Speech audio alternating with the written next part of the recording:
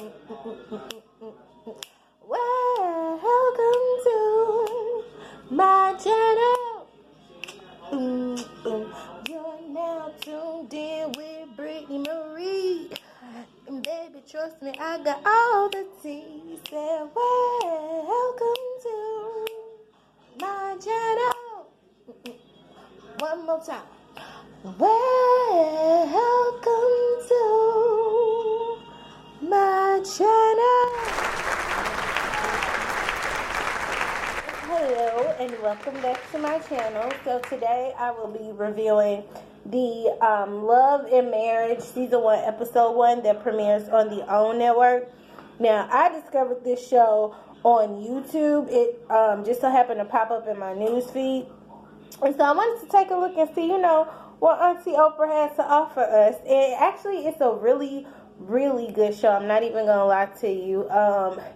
It touched on some things, but we'll get into that later in this video. So before I get started, don't forget to like this video, share this video, subscribe. Also, don't forget about that notification bell that sits to the right of the subscribe button. If you like what you see, leave a comment, interact with me.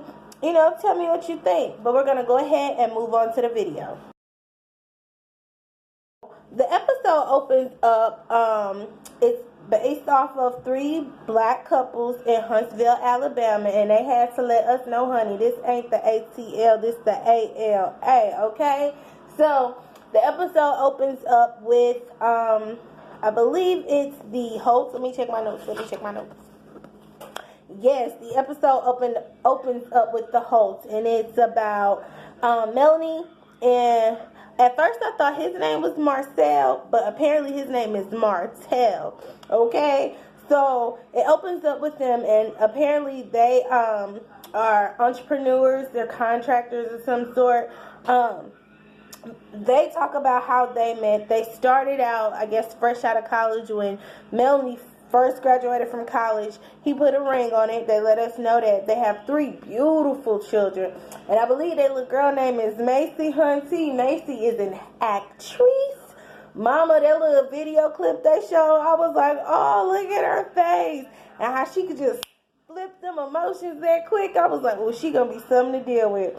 So the Holtz, they seem pretty well put together. They have a beautiful home from what we could see. She drive a nice, I'm not even gonna lie, a nice white Range Rover. And let me tell y'all how I knew it was hers, right? Because later on in the episode, when her car pulls up, they blurred out that plate. They let you know it was a real plate. It wasn't no dealership temp tag. It wasn't none of that. Mama truly drives a Range Rover, okay? Get into it. But then the episode then goes over and transitions to the soon-to-be Scotts, and that's Maurice and Kimmy for short. So this couple, they're another well-to-do couple. He is in credit repair, credit financing, and she's into real estate, which I just absolutely love because they go hand in hand. They've been dating for 7 years, and we learned that Maurice previously was married, and he used to be a deacon of a church with his ex-wife and some of everything. And so we learned in this episode that his previous marriage had a lot to do with why he dated Kimmy so long, which, I mean, I can get his point to an extent. I can get his point, especially if you just left one marriage. You're not trying to really rush into another marriage so soon. So I feel like he said he waited 7 years because it's common law marriage in the state of Alabama. And he wanted to make sure that, he knew she was the one or whatever. So I don't see a problem with that. They seem like a pretty well-off-to-do couple as well. And then lastly, we have the Scotts. So I just told you about the soon-to-be Scotts. Now we have the actual Scotts. And we learned that Marcel, this is with Marcel and Leticia, and we learned that Marcel and Maurice, are brothers. But they act totally different, y'all. So Marcel is in some sort of high-end something. All I know is his dictatorship and his stern voice and his, the woman's in the kitchen and the man's out working. Like, that threw me completely off. So Leticia's a stay-at-home mom, and it opens up and we see her cooking her kiddos breakfast and cook her husband breakfast, and all of them are talking about, the comeback group or what have you. Now, the comeback group is a group that they all started a while back. Something about they was all supposed to purchase some land, but apparently they kept having meeting after meeting after meeting.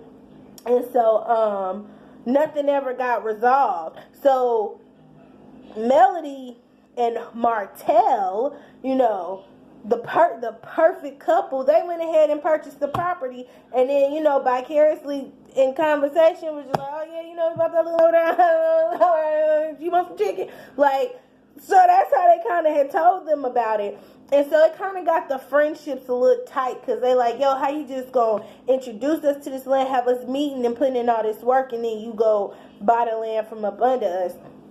But then we learned in the video, from what I picked up, it sounds to me like the other two couples that had their money together and they was waiting on a financing company, and Melody and Martell did have their bread up and they just went ahead and bought it.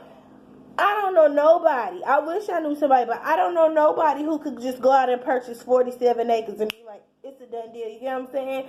So, all three couples are talking about separately this whole comeback group, and if they want to try to get back together and purchase land again because of what happened at the last time. So, so all the couples or whatever are individually talking about the whole comeback group, because apparently Martell found some land and he went back and told Melody, and he's like, I really think we should, I think Holt Enterprise should buy it. And Melody was like, well, no, I think we should get the comeback group involved so we all can buy it, because the plan was for all of them as couples is to buy back land in their community and pretty much rehab homes and things like that in communities, and pour back into their community, since that's where they spend their dollars, which is an amazing idea. Oprah, girl, Auntie, I see what you did, because you got me tuned in.com. Just might pay the cable bill this month. So then the episode progresses or what have you, and they all go and meet up. So we're going to fast forward through the episode or whatever. Yeah, y'all, after we fast forward, they meet at the property that, that they're looking to purchase or whatever, and they have a discussion about some issues that they had with what went on last time, and everybody comes to agreement that they want to bring the comeback group back together. So we like, all right, we here for it. But as the episode moves forward, the dynamic shifts from this whole comeback group storyline to, sorry, I'm fixing my camera out.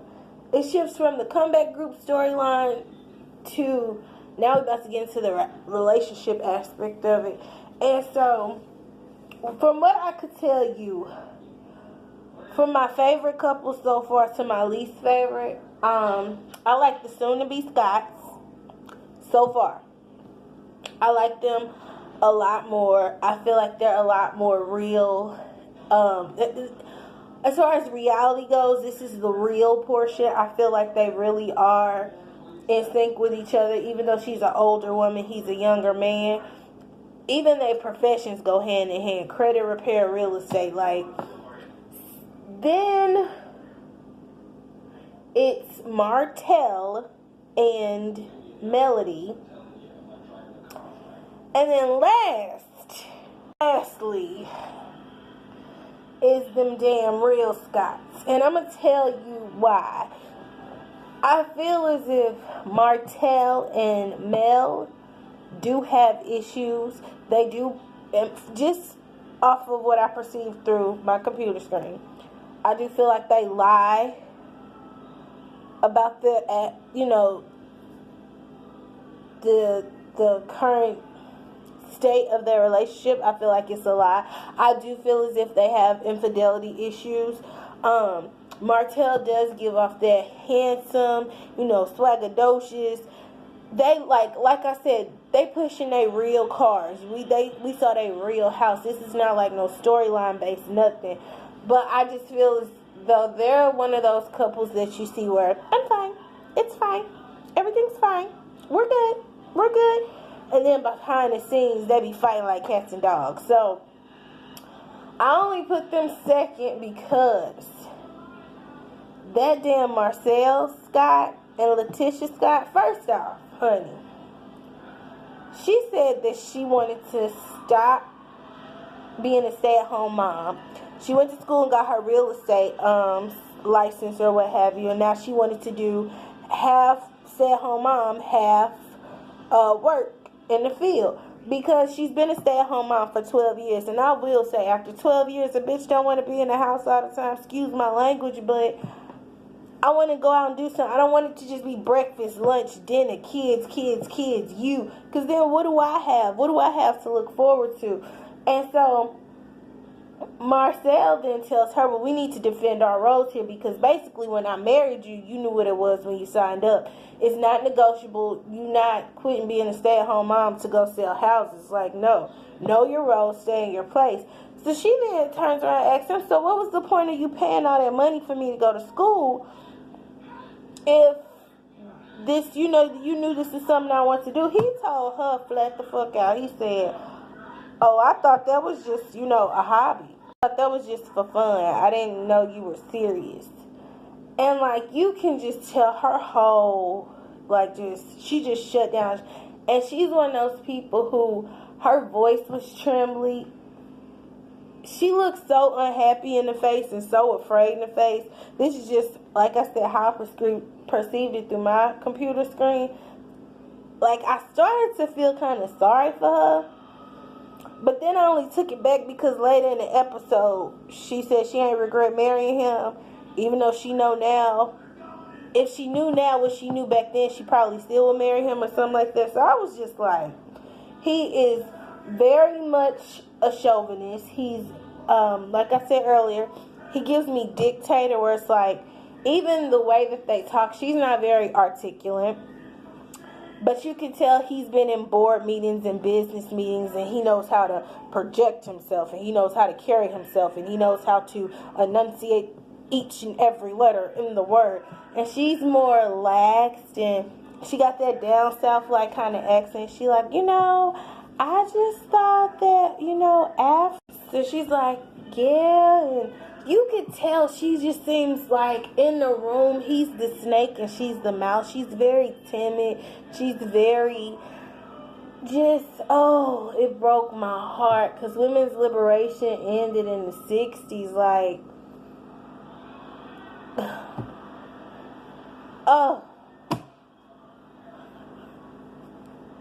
Let's move on.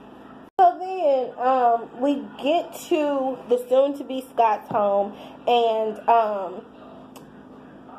what's her name? Kimmy and Maurice are in the kitchen, and she asks him to help her before the guests arrive. So he helping her, everything like that. I told you earlier in the video, Maurice and Marcel are actually brothers, but you can tell they cut from a different cloth, because while Maurice is wanting to help his wife in the kitchen, you got Marcel over here who ooh, I can't touch the plate. Ooh, no, that's a woman's job. Ooh. So we see Melody arrive first, but she arrives without Martell. So, of course, the soon-to-be Scotts are yo, what's going on? Where's Martell or whatever? And she's oh, I don't know, child. That nigga somewhere. Don't ask me, girl. Hey, is that bacon? She completely plays it off. So they, ask, is everything all right, y'all good? She perfect, great, perfect, fine. Then we see Martell arrive. Now, when Martell arrives, says hey, bro, where you been at? Was you had to work late or something? He said, no, I had, my mom's brother or my uncle on my mom's side or something passed away, so I had a funeral to go to. And they look Mel, why you ain't go to the funeral? And she was oh, no, I ain't want to go. And so they was So, everything okay? She like, perfect, great. Didn't want to go. Next. So, already right there, I'm like, ooh, it's getting juicy. And then, later we see Leticia and Mr. Asshole walk in the room. Excuse my language. Long story short, the couples end up separating. They like, oh, we gonna leave the ladies in the kitchen. And Marcel makes the comment, yeah, you notice they in the kitchen where they belong, but they got shoes on, basically implying that he want his women barefoot and pregnant. When they get outside, the men have a conversation. Basically, it's two different conversations going on in the house. Now, the men outside on the patio having a conversation while the women on the inside having a conversation. Now, the men's conversation consists of, basically, Martell telling that lie like Melody just did, saying that they perfectly fine, ain't nothing wrong, they great, they perfect. And they like, are you sure? And then yep, Melody's good, I'm good, the house is good, the kids good, anything else? So then Marcel takes this opportunity to say, well, I'm going through my own qualms at home because now my wife all of a sudden after 12 years want to work, and that's not what she signed up for. And she says that she's a single parent. And when Martell says, yeah, I agree, she is a single parent because she's not looking at it from a financial aspect, both Maurice and Marcel like, what? Like, how you going to agree with her? And I honestly get what both of them was saying. On one end, as far as the man, if she's a stay-at-home mom, she don't see the financial aspect. So she don't get to see you working 40, 50, 60-hour weeks trying to, bring home money to put in the account so y'all can pay bills and live this lavish lifestyle. However, you as a man also have to take into consideration that she's a stay-at-home mom and kids are a lot. I don't care what nobody say. If your kids are not in school, and they're like, or if they're homeschooled and you're all they know, you're the mama, the doctor, the teacher, the nurse, you get what I'm saying, the gym teacher, the principal, all of that. If your man is at work all the time, you gonna feel like a single mom because you don't have no help. It's just you. So I got what she was saying, and I also understood what he was saying. But the thing is, I can't be on Marcel's side because he's a chauvinist. Like he's trash. To me, he's trash. Oh, my nerves. I had the shakies, y'all. I was so upset watching it. It was just like, ugh. So they all go inside and, get ready to eat dinner or whatever. And Melody, messy ass, I'm going to call her Messy Mel. Messy Mel sits up there and is like, okay, so we're going to ask each other some questions. And they get to asking relationship questions. And that's when we find out that, how long it took Maurice to propose to Kimmy and why it took him so long. He said because his last marriage, he wanted to wait for common law to apply before he married her because he was always waiting on the other shoe to drop. And when the other shoe never dropped and he realized she had on glass slippers, he was like, okay, now this is somebody who I could spend my forever with, because if she didn't change up in 7 years, I know she ain't gonna change up once we, exchange vows. So then it pans over to the Scotts. And Melanie asks them a question about, well, what's the deal breaker for you? And so she said something about, like, so this whole role, I know y'all like roles, this whole role thing y'all got going on. Basically, Melanie was taking little jabs at both couples, but how the tables turned, because when it got to them. So Leticia and Marcel was basically saying, Leticia said if she knew then what she knew now, she'd still marry her husband because her life wouldn't be her life. Her kids wouldn't be her kids. And I get it. It's at all times you defend your marriage, whether you happy in it or not, because you don't put your business in the streets. Okay, you keep your business out the street. But then at the same time, I was like, oh, girl, I just want to hug you. I just want to hug you. Like, girl, I feel so sorry for you. Like, the fact that that's who your husband is, I just couldn't see myself being in her shoes. But like I said, you're supposed to protect your marriage from everybody. So she did right by saying what she said. Even if that's not how she felt, that's how you're supposed to answer some questions like that. But when it gets to Melody and Martell, Child. And they asked her, well, what's the deal breaker for you? Because I couldn't tolerate if my man was verbally abusive to me, if my man was cheating on me, if my man, basically all the rumors and stuff that they've been hearing in them Alabama streets, okay, they threw it up in her face. I was like, girl, because this is, they ain't come out and say this is the word around town about you, but they was taking jabs like, oh, but you gonna stick me, I'm gonna stick you back. So Melody gives what I would call one of the most dumb chick answers of all time. And she says, if my man was cheating on me, it's a respectful way to cheat. And so Kimmy looked at her and was like, oh, is it? Because cheating is cheating. She like, yeah. Because if your man is out here in the streets and, you know, he's being careful with it, and ain't nobody calling your phone, and ain't nobody doing all this, then that's a respectful way of cheating, because apparently that person knows and I'm aware of the situation. But if you out here just being disrespectful, you like, I am who I am, F that, then no, you gotta go deuces. So they asked Martell, well, what's your, you know, deal breaker with Melanie? He go, nothing, she perfect, ain't nothing wrong, nope, nothing, she perfect, nope. Can we move on? And you can just tell, like, as this season progressed, I feel it getting like this nice cold tea, just juicy. You get what I'm saying? Because them reality cameras, them cameras shed a light to your relationship. And once it play out in the public, that's something that you have to be prepared for. Overall, I would say the episode, I would give it an A+. I really enjoyed it. It brought what it needed to bring. The introduction was nice. The scenery was nice. It felt good to see 3 power couples, multimillionaires on TV winning, you know. So I'm excited to see what else Auntie O got to show us. And I hope y'all tuned in, because I'm going to be watching it until it tell me otherwise. Damn.